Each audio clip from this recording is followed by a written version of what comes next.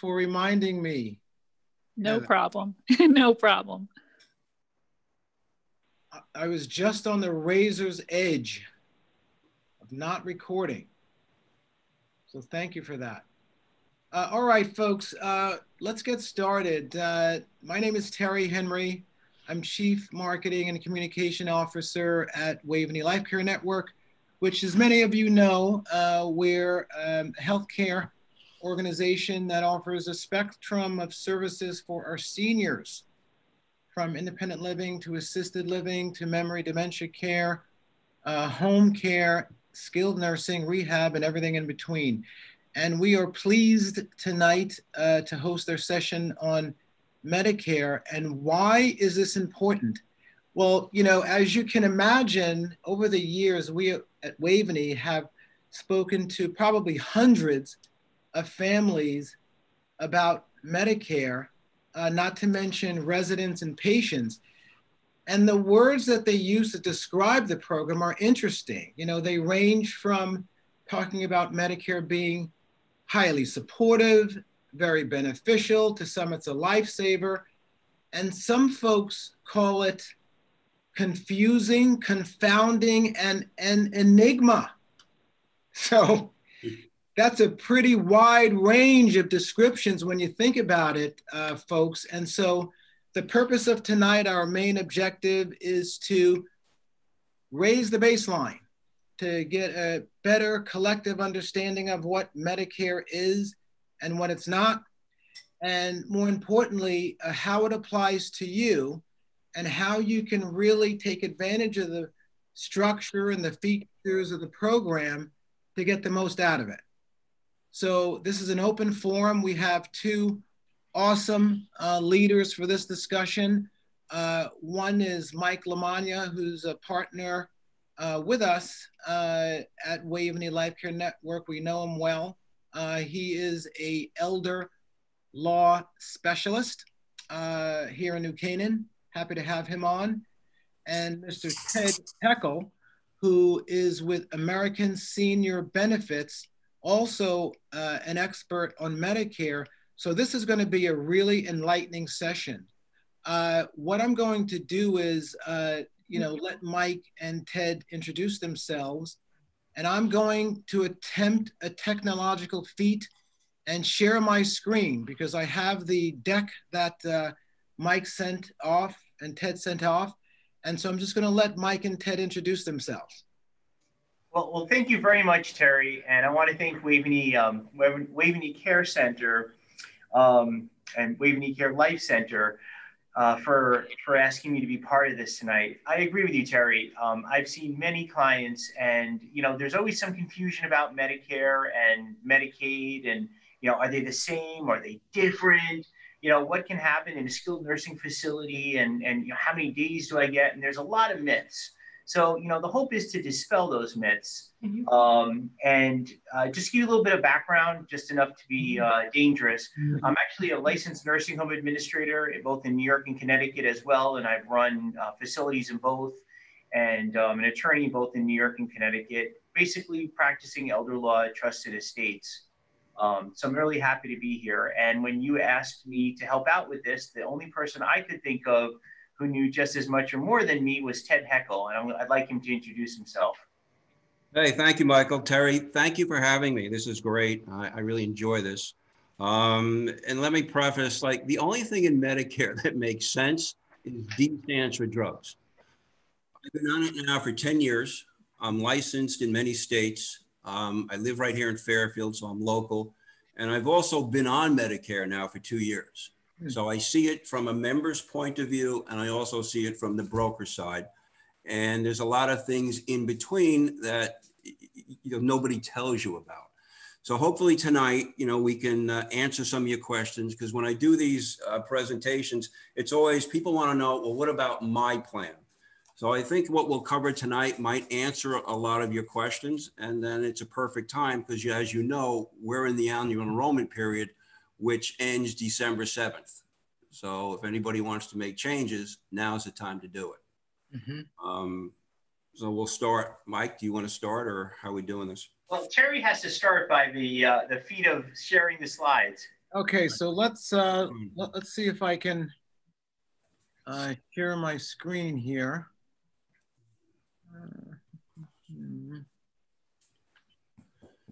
We have faith in you, Terry.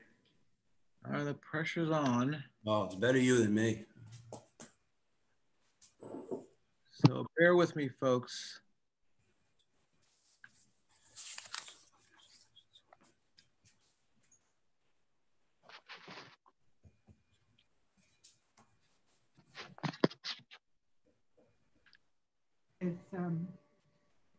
Well, yeah, the next slide's perfect. Okay. Okay. So I want you to start off the program by talking about the myths of Medicare, because I get these on a daily basis. And hopefully we'll dispel all of these myths by the time this night is over. So the first one and the most prominent one that I get is Medicare pays for long-term care services. You know, Medicare was set up in '65 as part of the Social Security bill. And since '65, Medicare has never paid for long-term care services. And what do we mean by long-term care services? We mean long-term nursing home services, long-term home care services.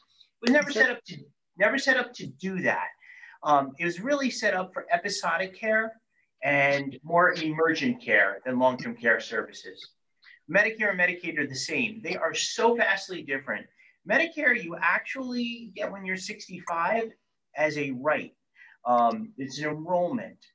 It's an entitlement program, whereas Medicaid is different. Medicaid you get based on your income and asset levels. So they're also vastly different in the types of care that they provide.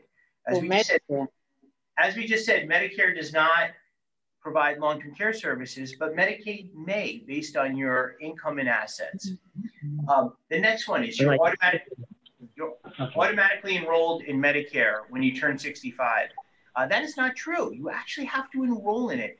And I can't tell you on a monthly basis how many people call me and tell me that now they're 67 and they just found out that they weren't on Medicare. Medicare is an enrollment process where you really should enroll in Medicare 3 months before. I'm going to run out of. Okay. Mike, excuse me one second. May I ask that everyone please put yourselves on mute? We're getting some background noise. Please put yourselves on mute. Thank you so much. Thanks, Terry. So really, Medicare, you have a 7-month period really to enroll. It's 3 months before your 65th birthday, the month of your birthday, and basically 3 months after. Now, there's enrollment periods, which Ted will talk about, but you have to enroll in Medicare, so that's really important. Put that on your calendar. Medicare only covers people 65 years or older. That is also not true. Many people who are disabled and receiving Social Security disability after 2 years will automatically get Medicare. So that's really important to know because Medicare pays for health care where Social Security actually gives you a pension. Medicare is free. And that is also not true. Medicare has different parts, and some parts are at no cost, and other parts, like Part B, actually cost a monthly premium. Medicare will pay 100% of my short-term rehab, and I put this one in here for Terry. Short-term rehab, Medicare pays certain days. You only get up to 100 days of short-term rehab based on your need for either rehabilitation or skilled nursing. Medicare doesn't pay 100% of that. We're going to talk about that later. And Medicare Advantage plans and supplemental plans are the same. And I'm going to leave that to you to figure out by the end of the night. Next slide, please. Okay, me? Okay, so let's briefly talk about, these are the points we'll cover tonight. We'll go briefly through original Medicare because I'm sure most of you are on it. You understand how pretty much it works. I wanted to touch about Medicare supplements. We'll look at the positive and the negatives. Same thing with Medicare Advantage, the positive, the negatives. As Mike mentioned, right now we are in the annual enrollment period, October 15th through December 7th. And in September, you should have gotten what they call the annual notification of changes. And that's where the plan that you're currently on is telling you how it's changing, if the drugs are changing, if the premiums are changing.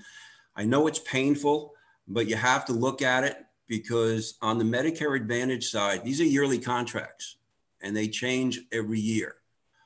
The Medicare Advantage plans and the Medicare supplement plans, there is no real perfect plan. I mean, they're totally different, and no, not one of them is the right plan, but you got to look at your needs and see what works best. Connecticut, with a couple of other states on the supplement side, is a guaranteed issue state. So these supplement plans, you can enroll all year round. The Advantage plans and the drug plans, that's where you have December 7th to make a decision. Because once that happens, that's a yearly contract, you're locked in it. And let me just make a footnote too. Last year or the year before, anybody with an Advantage plan, you're allowed to make one more change from January 1st to March 31st. So if for some reason December 7th comes and you're feeling bad, or maybe something happened, you're allowed to change one more time. So don't feel like you're like, oh, I'm stuck. But now's a good time. If you haven't done your reviews, definitely look at it. You want to look at, has your health changed? Are there any new medications? Are your doctors the same? And anything financial. So take a look at everything. And that's what I do. I kind of like look at the whole picture. As I said, I've been on the Medicare now for 2 years. And, I like to play with all the different plans and see what's out there. Next slide. So to understand supplements, you really also, if you're going to talk about supplements, you have to talk about original Medicare. As I said, Michael said, there's 4 parts. A is really hospital, B is medical insurance. And these come with a lot of copays, they come with a lot of deductibles, and they come with a lot of rules and regulations. I'm not going to go too much into it. If you want to look up what Part A covers, it's a lot more than hospital insurance, and Part B, you can always Google it, because I think most of us already know it. But what's not covered is dental. Medicare doesn't cover dental. Hearing doesn't cover dental. Routine eye exams. And when I say routine, if you're going to go get your prescription checked, that's not covered. But anything that's related to, say, an eye disease, cataracts, glaucoma, that is covered. Dentures are not covered. Cosmetic surgery. Routine physical exams. That's something, if you have a Medicare supplement, be careful at the first of the year, because most people will go in. If you tell your doctor, I'm coming in for my physical, if the doctor codes it as a physical, you're being charged for that. Medicare doesn't cover routine physicals. What they have, what they call is a wellness checkup.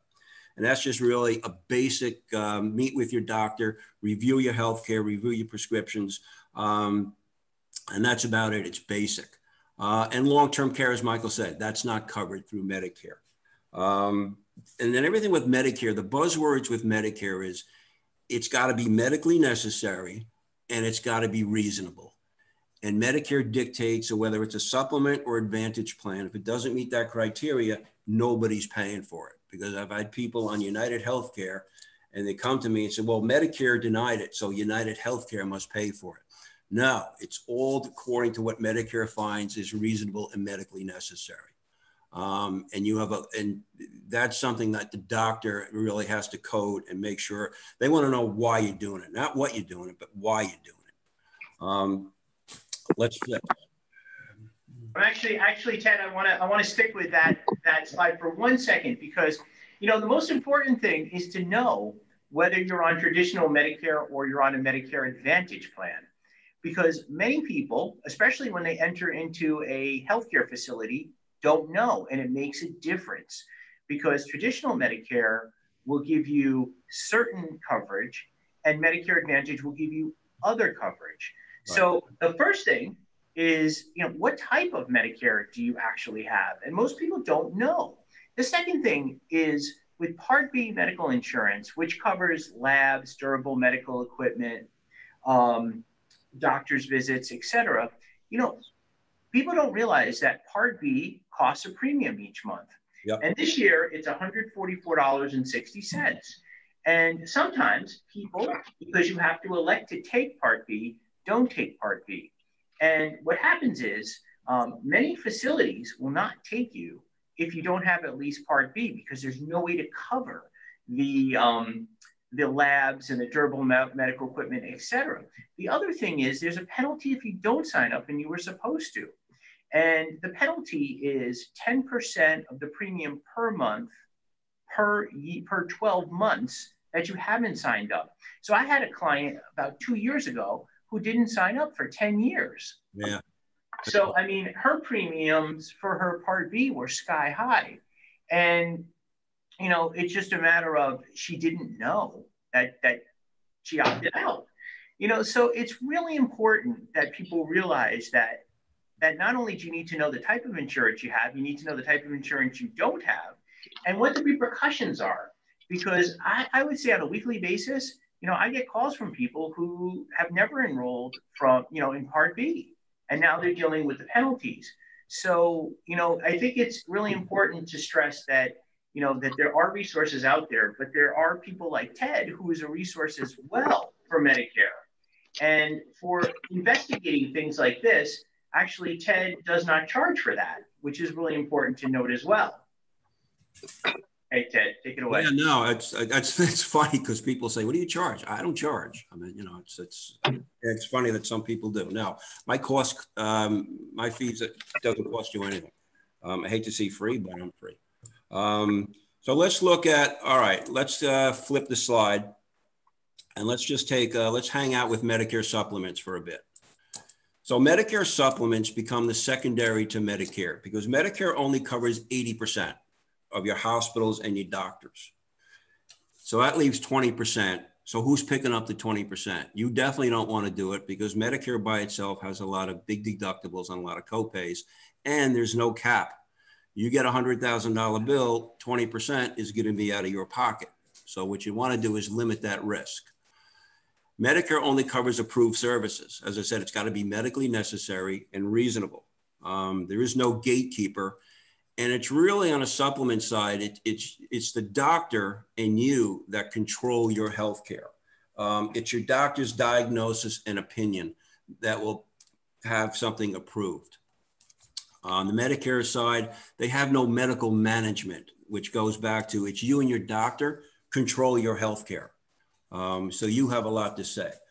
Very easy to shop plans. They're standardized. If you've ever looked at the Medicare and You book, you'll see plans. They go from A, I think, all the way up to L. Each letter represents a certain service that they cover. A is a boilerplate. Everybody has to put it into their plans. But the most popular plans are going to be your high F deductible, a G plan, an N plan. F plans used to be, but anybody that turned 65 January 1st, 2020 cannot join the plan. If you're 65 before, you can still buy into it. You're not discluded. Same thing with the C plans. C plans are really for the disabled under 65, A, B, and C. But you can still buy into an F plan if you want. I find they're overvalued. Because you're really paying for the excess that people, you know, Medicare doesn't want people, what they discontinued now is they don't want F plans and C plans to pay the Part B deductible of $198. They figure if you have to have some skin in the game, you're going to think twice before you go to the doctor.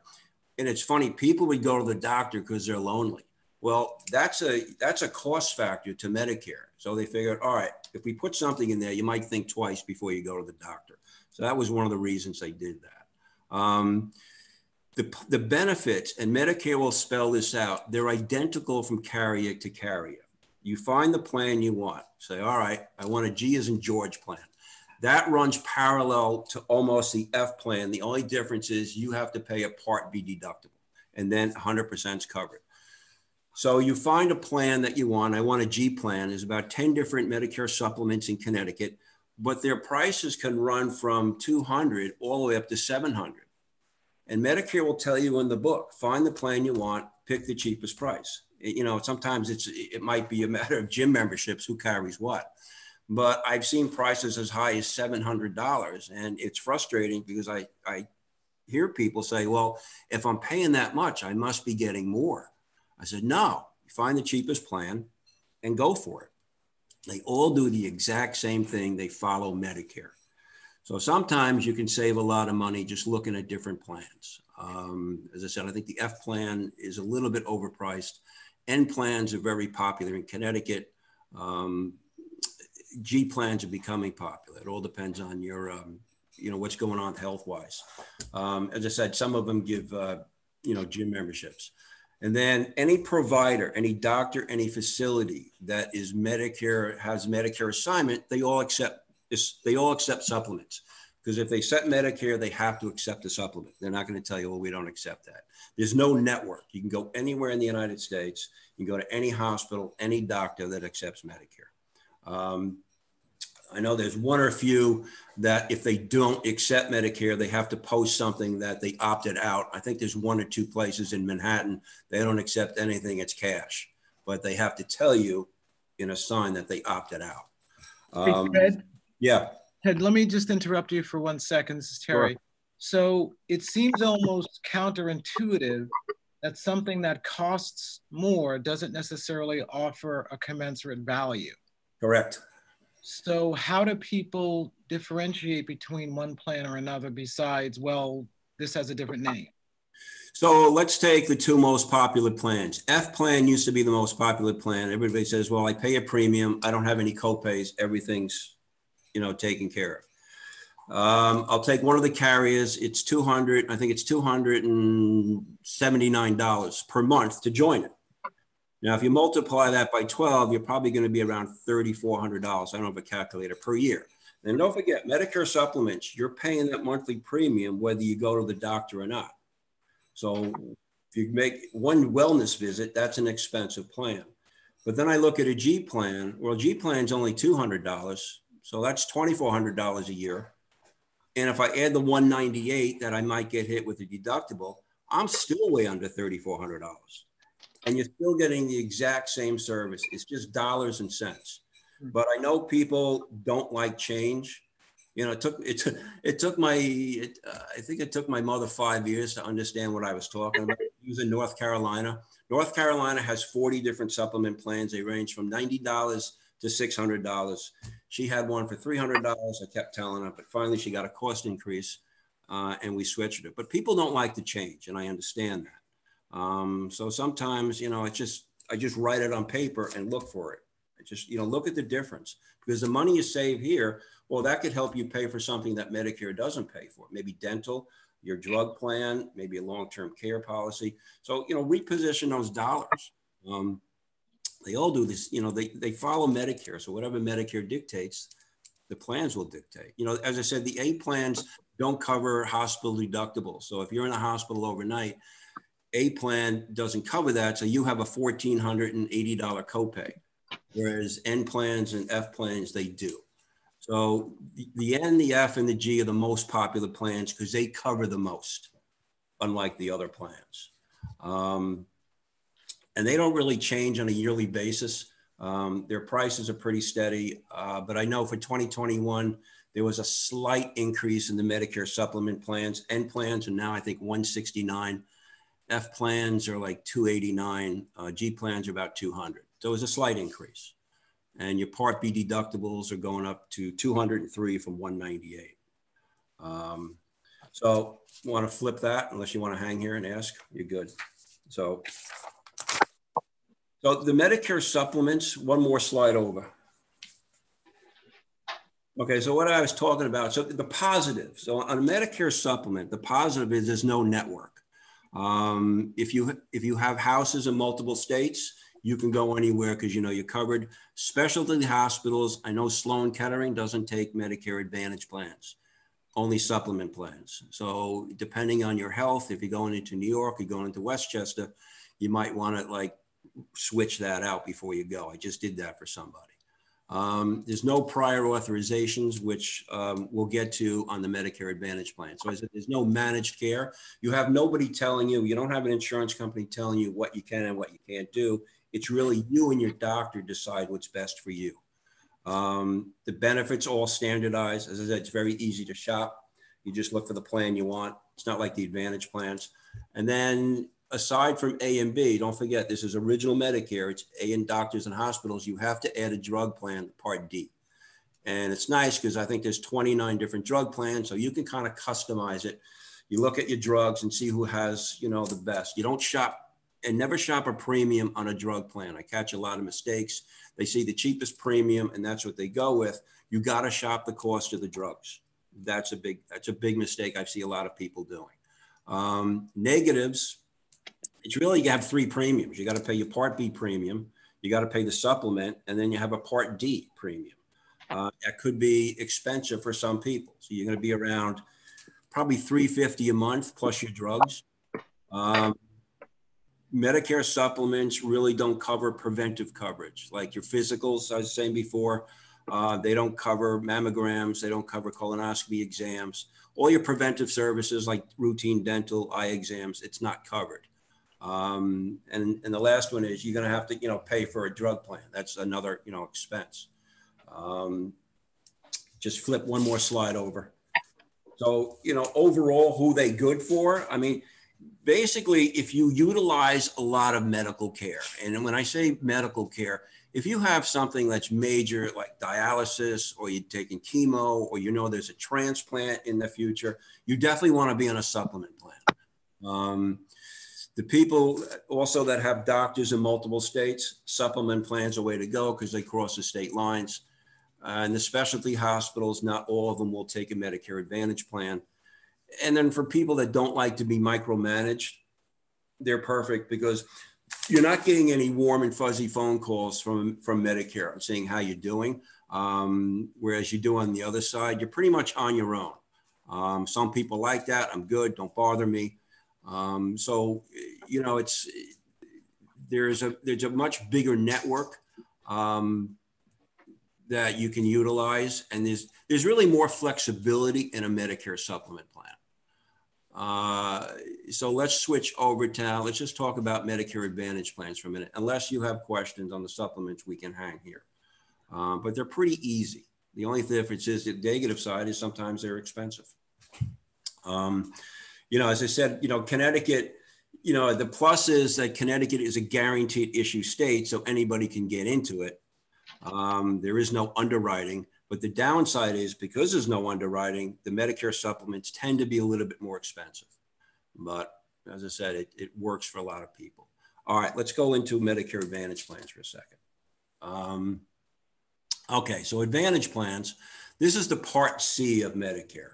These are the private insurance companies that have a contract with Medicare that they have to give you A and B. These are what you're seeing, all the commercials now, you're getting in the mail, you're getting phone calls. These are the private insurance companies that from October 15th or December 7th, this is when you have a plan that you can change these and your drug plan. Okay, you still have to pay the Part B premium, but a lot of these plans are now coming out with a zero premium, which means it's like a la carte. I'm only gonna pay as I go. Unlike a supplement, I have a monthly bill every month. They do offer a lot of things that Medicare doesn't give you, such as preventive care. You do get full physicals. You get routine eye exams, you get mammograms, you get colonoscopies, all the exams. There's a list of them. It's free now. There's no problem. They also include a drug plan. So your drugs are also built into this. It's a nice little package because they also give you vision, they give you dental, there's hearing. They have what's called OTC, which is an over-the-counter benefit that they actually give you a catalog and you can call. You got anywhere between $30 to $50 a month that you can spend at CVS or Walmart on things you'd normally get, and they give you gym memberships. I'm seeing for 2021, a lot of the plans have put some dental in them. Some of them are giving up to $1,500. That's big for a lot of people because Medicare, again, doesn't cover dental. Hearing, two of the carriers are very big on hearing. You can get up to $2,000 on a hearing aid. So if hearing aid is something of value to you, then we look at plans, that might satisfy that. Every plan's different. It's just features and benefits. So when I talk to people, it's like, all right, what's important? What do you need? And then we just look at plans and it's all, what can we do? And these are yearly contracts. So next year, maybe we'll do something else. All right, flip this. Let's see, where am I? Medicare Advantage. So the negatives. As I said, there's no right or wrong way to go, but the negative is you have co-pays, you have co-insurance, and you have deductibles. So if you go to the doctor, you might have on a primary doctor either $0 or $10. If it's a specialist, and today it's like they're all specialists, it might be $45, $35. And if you're sick, I mean, the co-pays and co-insurance, they can't add up. Then you start getting bills and the ugly side starts to coming out on the Advantage side. You're capped though. You can never spend more in a bad year, anywhere between 5,000 to 7,500. There's a bunch of different plans and they all have what they call a maximum out-of-pocket expense. So you know you're capped. Unlike original Medicare, there is no cap. So in a bad year, you know, you're capped, but I don't really know of anybody that's ever hit that. That's a lot of, you know, copays here and there. I think, you know, we talk about it in the office. I think that you might hit a maximum out of pocket if you had to take a chemo drug, because chemotherapy drugs fall under Part B, the medical side, and that's going to be a 20% copay. Medicare supplements, you don't have to worry about it. But on the Medicare Advantage plan, if it's a $100,000 chemo drug, well, 20% is going to come out of your pocket, but you're capped. So you're not going to go over 7,500, but you'd hit that max. I know dialysis. I work with a lot of people that are on Advantage plans and dialysis. Definitely don't want to be an Advantage plan with dialysis. Medicare supplements are the way to go. However, for 2021, Advantage plans are now allowing people that have kidney dialysis or end-stage renal disease, they can join a Medicare Advantage plan. Personally, I don't think if you had Medicare, I wouldn't do it if you're 65 or over. I think that would be great for the people that get Medicare that are disabled, because they can't buy into a Medicare supplement plan. They're only limited to 2 plans, A and B. And A really doesn't cover anything, and B is expensive. So I think on the Advantage side for those people, I think it would work. It's a new plan coming out for 2021. So, you know, we'll see what happens with that. Managed care seems to be a big problem sometimes. You know, don't forget. So these are insurance companies, private insurance companies, and they're profit driven. And they're all medically managed. So they kind of dictate what services you need, what procedures you need, what doctors and everything else. And prior authorizations are like the buzzword. Everybody hates to hear that in my industry, because that can slow up the process. It can deny a process. Home health care, I've seen problems like, you know, Anthem's got a real tough gatekeeper. And it's going to take you maybe 1 or 2 times to appeal it. So the doctors really got to be on board and provide even more information as to why you need things. Because, you know, right off the bat, you have one guy, he's just going to probably reject everything. So then it's got to go back. So the ugly side is when you start getting all this care, these prior authorizations and managed care sometimes can haunt you. It's not bad on the managed care side, because of what I said before, on the Medicare supplement side and Medicare, nobody's really calling you to see how you're doing. Whereas Advantage plans, they're on top of you. And for people that have Advantage plans like myself too, I'm always getting calls like from customer service. They want to send a nurse in, they want to do this, they want to do that. You know, to me, it's not mandatory you do it, but I do have clients that do like it. The nurse will come and do their vitals and talk. Me, I'm healthy, I'm fine, don't bother me. But it's not mandatory. You don't have to do it. But I think your care is better managed in the Medicare Advantage plan. As I said, there is no right or wrong which way you go. You just have to say, all right, what's going to best fit your needs? Let's turn this slide. And then, yeah, so the negatives is saying what I was saying before. The managed care could be a big negative in skilled nursing, because Medicare Advantage plans will pay up to 20 days. The 21st day, usually you get, we're not covering you anymore. And then you just got to appeal it and then get back into it. Whereas original Medicare, they'll cover you up to 100 days. The big one is a lot of people, so hospital inpatient, copay clarification. If you ever go into a hospital, you have to understand the difference between inpatient or outpatient. Medicare supplements doesn't pertain to them. Medicare Advantage plan, and it all depends how you're going to pay for the aftercare. Because if you're an inpatient, which means you're formally admitted, and by law, 24 hours, they have to tell you. So if you're in there, inpatient hospital, Part A will cover most of your services. So if you're released, it's a 3 midnight rule. You have to be in there 3 midnights for Part A to kick in. So if you're released and you go into a skilled care, Part A is picking all that up. But if you're in there for observation, which most hospitals rather have you on, then it's a 20% copay out of your pocket. When you go to skilled care, it's 20%. So it's a big difference. You always want to ask if you're there overnight. are you formally admitting me? I mean, you could be there for 5 days under observation. Even though you're in the hospital, it's a big difference. So anytime you're in there, just make sure after 24 hours, you ask them, am I admitted? Call the doctor, depends what you're in for. But it's a big difference on how you pay for things. And then just flip that. Let's see what else we have here. Overall, okay, so who would take a Medicare Advantage plan? So if you have no really big needs and you don't have a lot of health care, they're perfect because it's really a financial savings on the Medicare Advantage side. Because again, you have no premium outlay, it's zero. It's like a la carte. If I go into a restaurant, I don't eat a lot, so I'm not getting all you can eat. I'll go a la carte, I'll get my orange juice and go. I'm not paying $40 for an orange juice. So it's kind of similar. You get additional benefits, like you get the dental, the vision, the hearing, the gym memberships. I like all that free stuff. To me, I'm on board. And it's a big savings between the premiums and the supplement. So for some people, that's a big, it's a big difference. There is no right or wrong, but I think, the biggest thing with the Medicare Advantage side is that you have a private insurer kind of telling you what's going to dictate your health care, whereas you and your doctor on the Medicare supplement side pretty much control it. I think that's it. Flip it. Let me see what's next. I think that was it on that. Actually, flip one more time. This was the old. Yeah, this was the this I wanted to talk about Medicare and a skilled nursing facility. There's a couple of things that I wanted to differentiate.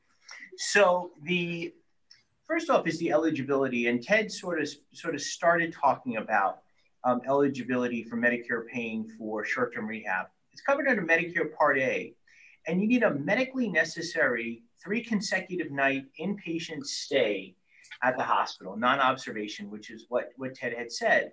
And what happens is people call me and they'll say, okay, I just left X hospital. I just left Norwalk Hospital. And I was like, okay, how many days have you been in the hospital? Well, I was in 3 days. Okay. And, tell me which days, because it has to be, and Ted was correct, 3 midnights. You have to be there 3 midnights under non-observation. So, the first thing you want to explore is, what kind of stay did you have? They're going to send over information over to the skilled nursing facility for short-term rehab.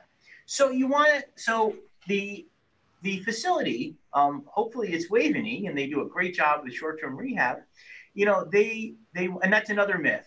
There was a myth out there for years that Waveny Healthcare Center did not take short-term rehab, and you had to live in New Canaan and be a resident. Well, that was a huge myth for many, many years, and that is not true. But Waveny definitely takes short-term rehab. So they're going to inquire about what kind of insurance you have. And, they're going to look to see, do you have traditional Medicare or do you have a Medicare Advantage? And why is that? Because traditional Medicare will cover up to 100 days. So you're not guaranteed 100 days, which is another myth. People say, well, I'll get 100 days. You don't get 100 days. You get up to 100 days. And what they're looking to see is how you progress in rehabilitation. At a point where you're no longer progressing in rehabilitation, that's when they're going to say to Medicare, look, this person's not progressing, and therefore they're going to give you a notice of non-coverage, and you're going to cap out at a certain day. So very often people will call and say, okay, I've been here for X amount of days. And then my next question is, okay, did you have traditional Medicare or did you have an Advantage plan? And the reason why we ask that is because a lot of times under the Advantage plan, they're going to try to give you less time. And the facility has to, because there's gatekeepers involved, as Ted said, the facility has to constantly justify why you're there. It's harder to get more time under Advantage plan in a skilled nursing facility. But assuming that you have traditional Medicare, the first 20 days under original Medicare, there is no coinsurance pay. So they'll take you to the first 20 days. On day 21 to day 100, if you're lucky enough to get up to more than 20 days, there's a $126 per day cost. And next year it's going to be up to $185.50. So that coinsurance is very high. So if you have a supplemental plan, many of the supplemental plans, if you have a good one, will cover that. Now that adds up. Now years ago it was much less. I mean, I remember when it was 99.50. Now that it's 185.20, you start timesing that by 80 days, and now all of a sudden you're in the $11,000-$12,000 range. And as I had said, one of the myths, they do not pay long-term care. So once you no longer are progressing, then you're off of Medicare. And after day 101, regardless, you're off of Medicare paying. So your private pay if you need to stay more than your Medicare stay. Now, the good news about this is under traditional Medicare, you get up to 100 days. And then if you're out of a facility for 60 days unskilled, your up to 100 days replenishes. And this continues on and on. Unless you're on dialysis or continuous oxygen. There are some exclusions, but not many. Most people, vast majority of people, will have their days replenished after 60 days of unskilled. So that's great news. The other great news is, let's say that you're discharged on day 20 or day 21, and you go home and you're not doing well. You can always go back into a facility and continue from your last day if you go back within 30 days. So it gets a little complicated after a while, but there are ways to actually get more time or reuse some of the time that you haven't used. So that's important to know.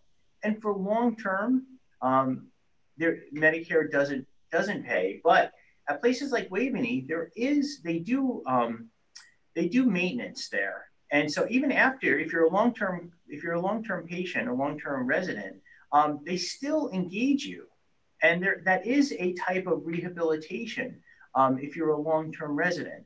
So it's not just once the short-term rehab ends, Medicare stops paying, but there are other opportunities and facilities to have rehabilitation. Next slide. Well, you know what, Terry, too? Let me go back because I wanted to address on the Medicare Advantage plan, and I think this is one of the questions you asked me. So on the Medicare Advantage plans, there's really two types. You have what they call an HMO, which is a health maintenance organization, and that you have to stay within the network. And then you also have what they call PPOs, a preferred provider organization, where they have a network, but sometimes you're allowed to go out of the network, but you might have to pay more. But just because it's a PPO and you go out of network, it doesn't mean that the facility, the provider, has to accept it. So even though I'm out of network, the provider says, no, I'm not taking it. So in something like that, if the provider is Medicare assignment, if he accepts Medicare, the only course what you can do is after you pay the bill, you could submit it to whichever carrier and they would resubmit, they would reimburse you. Because usually if it's out of pocket, it's probably going to run you 30%. I think that's about norm of what the fees would have been. Whereas if you're in network, it's probably next to nothing. But yeah, don't assume that PPOs, you can go anywhere to anybody. It's really up to the doctor sometimes or the facility to accept it. I like the PPOs. I'm on one because I can cross state lines. HMOs, you can't. You got to get your care in Connecticut. So some of the PPOs like Aetna, I can go to Florida, I can go all over. So that's important to me. But yeah, I just wanted, because I saw that was a question that came up and I just wanted to address that. So don't think I have a PPO, I can go anywhere. Okay, let's go. I just want to touch upon, let's see, what's the next slide? It's all the way to Part D drugs. Oh, okay. It's number 14. Okay, so disability, Medicare skilled. All right, I'll just touch upon this real quick. So I said before, the only thing in Medicare is, keep one more up, keep going. Other way, sorry. I'm down. Okay, Part D, what I said before, the only thing in Medicare makes sense, D stands for drugs.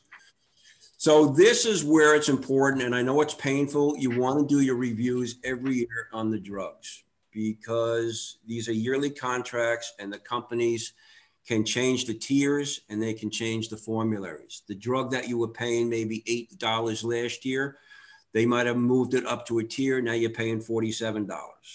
They might have dropped it altogether and maybe there's a generic that came out. In the event that you cannot take a generic, you can always call the company, your doctor can submit, and they call a formulary exception. They will add that brand back into it. But anytime there's a generic comes in, usually they're going to knock that brand out. The formulary exception, I've been using, before I forget, I think I mentioned this before, don't shop premiums, because I see, I know Aetna or SilverScript just came out with a brand new plan for 2021. The premium's only $7.20. The problem with that is they don't cover a lot of drugs. So if you don't take drugs and you know you're not taking drugs, it might be a real good bet for you. But their formulary is very limited. I'm kind of skittish even getting into that yet. It's too new. But, a lot of people say, oh, $7.20. Well, I'm taking that one. Next thing you know, your drugs aren't covered and you just got hit with a big whopping bill. Your deductibles are going up to $445. Some of the carriers still have $200, but so the deductible means there's 4 different phases in the drug plan.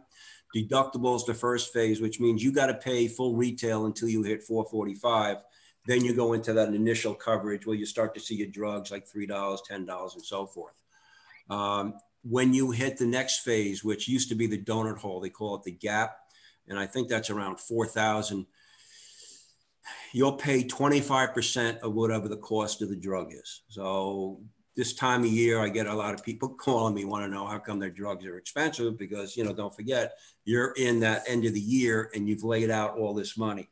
And the money you lay out, it's between the insurance company and what you pay. So if the drug's $100 and the insurance company's only paying $85 and you're paying $15, it's that whole 100 goes towards that gap. So you'll stay in there until you hit like catastrophic coverage is $65.50 for 2021. If you hit that, all your drugs go into a catastrophic stage, it's 5%. I have clients that hit that the first month. Their drugs are crazy. Other people will start hitting it probably towards, the fourth quarter. And then for this year too, 2021, the senior savings model, insulin is going to be a big savings for a lot of people. It's at $35 for a 30-day supply. Ted, I want to make sure people understand that they can look at the formularies before they select a Part D plan. So so it's tailored. So you would look, because I get calls all the time with people, and they're saying, well, I spent all this, X, Y, and Z on my on my drugs, and I'm like, well, have you looked at your Part D drug formulary?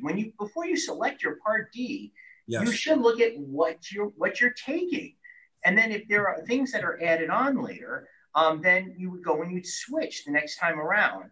So it's real important that these formularies aren't secret, and passed down from person to person. These are all online, and you can check the formulary. You can check it. Yeah, the drug plans are not standardized. All the companies can change it. I mean, WellCare's got 5 different drug plans, and they all different.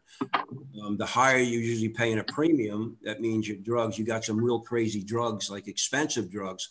Like one time, like oxycodone and all those drugs, one of the plans specialized in that, but you might have had like a $60 a month copay in the premium, but all your drugs were like next to nothing.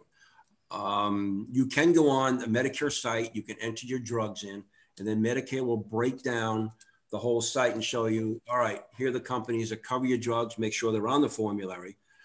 It'll give you a total cost of the year and then the price of your drugs.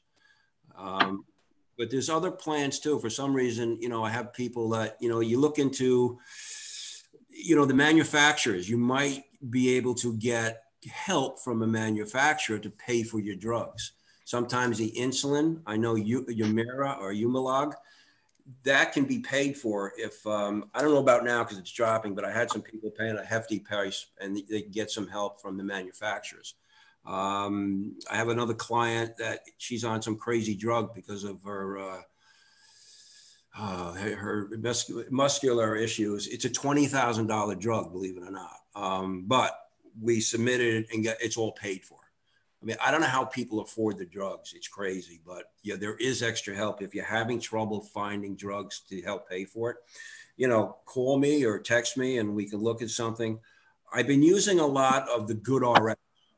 If you're familiar with that, keep it on your phone. It's a simple app. You can download it. Just look at Google, GoodRx. I've seen some of their prices just kill Medicare.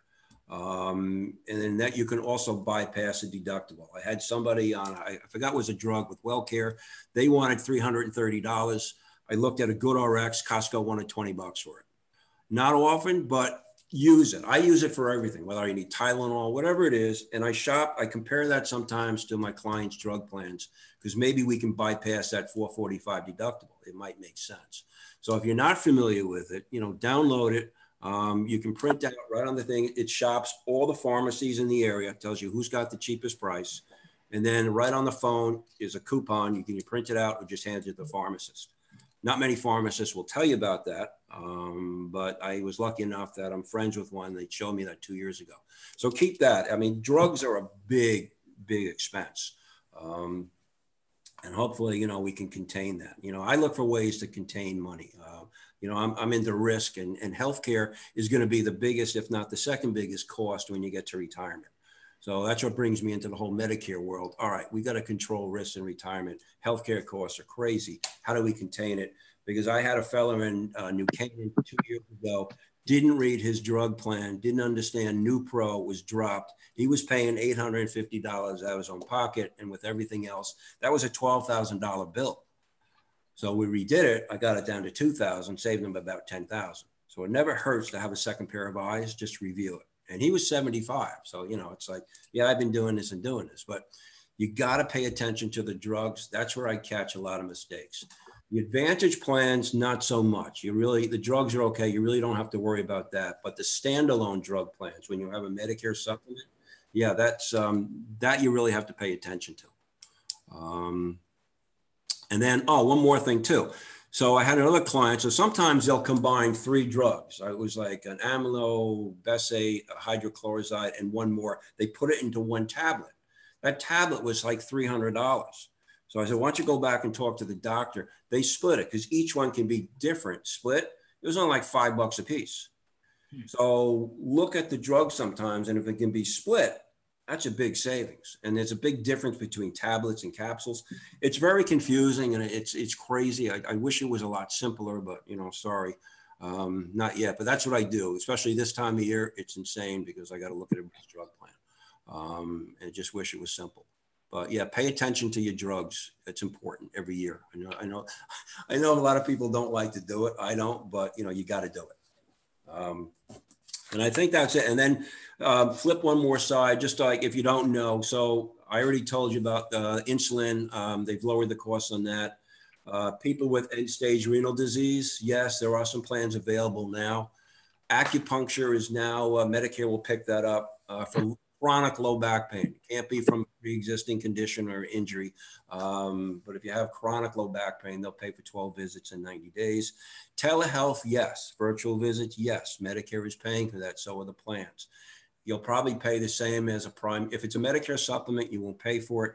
Medicare Advantage plans, it'll probably be just like going to your primary doctor, might be a $5 or $10 copay. Because with the whole COVID, everybody's getting into like the telehealth virtual. And anything that's COVID related, a lot of the carriers are waiving any fees related to it. And then, as I said before, your Part B premium is going up to $148. It was $144. And your Part B deductible, really on the Medicare supplement side, went from $198 to $203. And I think that's it. So I'm open for questions. Michael's contact and my contact is on the next slide. You can reach me anytime you want. As I said, I'm always. So let me just ask out there, folks on the line, do we have any questions for Mike or Ted at this point? Boy, did we chop a lot of wood tonight. We covered a lot of ground. Oh, we could have spent hours just on one slide. I'm just trying to make, hopefully I didn't forget something, but, I'm sure I did, but it's just, I wanted to keep it pretty basic just to get you thinking that, don't look for, there is no best plan. And I find, it's funny because I find people, they listen to their wife, they listen to their husband, they listen to their neighbors. No, everybody's different. Find the plan that works for you. Because I got husband and wives on 2 different plans because they're medications. We do have a couple, I'm sorry, Ted, finish. Yeah. Go ahead. I just wanted to say, we do have some questions in the chat area. The first one I'll take. After the 100 days being in subacute rehab and then going home with care, does Medicare still cover? So Medicare will cover some very limited skilled nursing at home and some very limited home health care. We're talking maybe 2 to 4 hours a day of home health care, maybe 6 weeks. Physical therapy, occupational therapy, and speech therapy, once again, until you hit your potential, and then that will taper off. So there is a continuity of care, but it's very limited, and it's limited in time and limited in scope. The next question, I'll let you. Do you see it, Ted? Do you need to have parts A and B in order to have a supplement? Yes. Yeah, you need A and B for a supplement plan.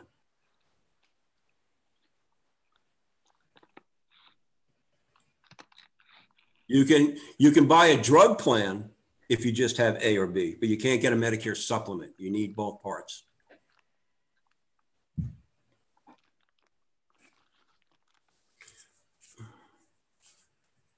I'll say, Folks, Terry, don't be shy.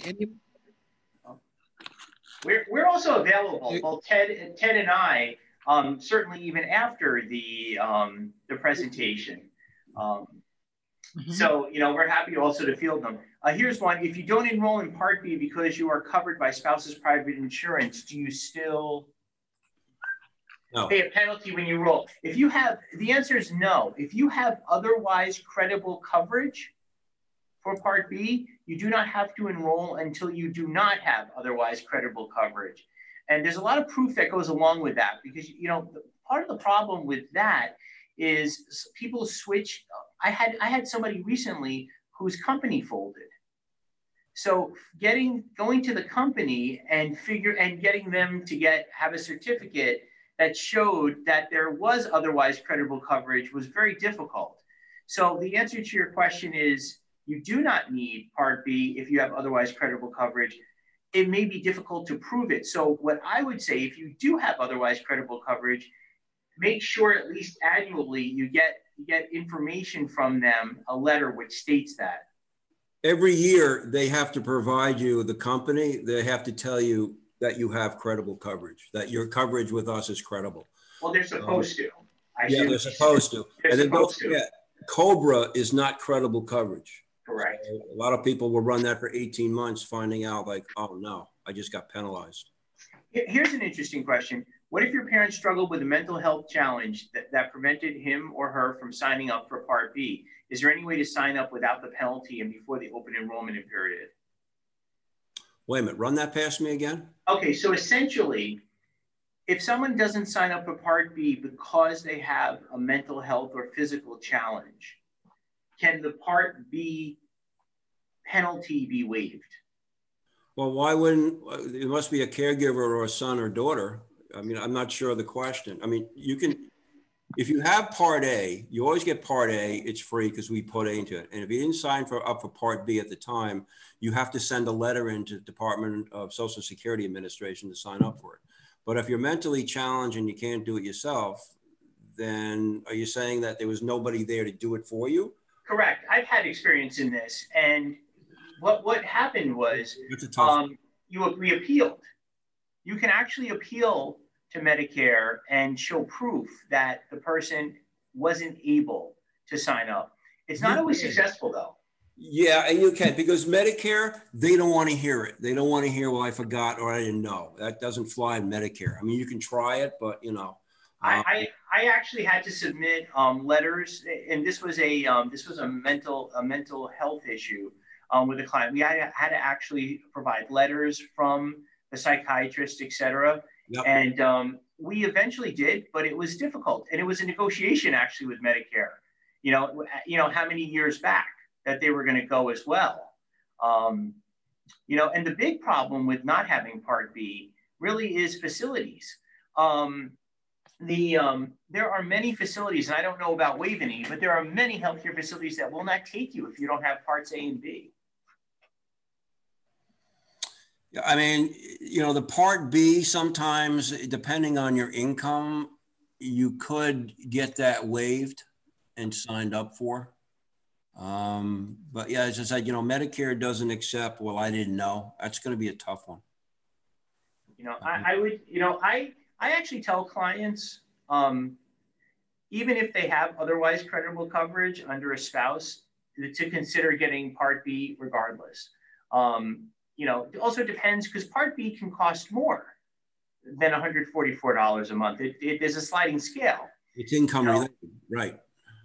With a lot of people that are losing their jobs right now, I think it just becomes even more important, to make sure that you have all the coverage that you need, because it really is, it is a problem. Because the Part B premium is based on your last 2 years of your earnings. But what you said, right, with the COVID and loss of jobs. So if you're paying, the basic premium is like $144.50, and that's going up. But if you're a single person under, I think, 87,000, or a couple under 150, but if you're over that, you're going to get, unfortunately, they give you a present for making too much money. But you can probably appeal that, because there's a letter that you can send in, because it's a life-changing moment, and they'll probably repeal that extra tax on you. And that goes with drugs too. There's a question: if you have a PPO under your husband's insurance, if he is disenrolled, can the wife maintain the husband's insurance? No. Yeah, that's a no. The company? No, you lose it. That's funny, because that happens. All of a sudden, the husband's retired at 65 and the wife's 58. She's out.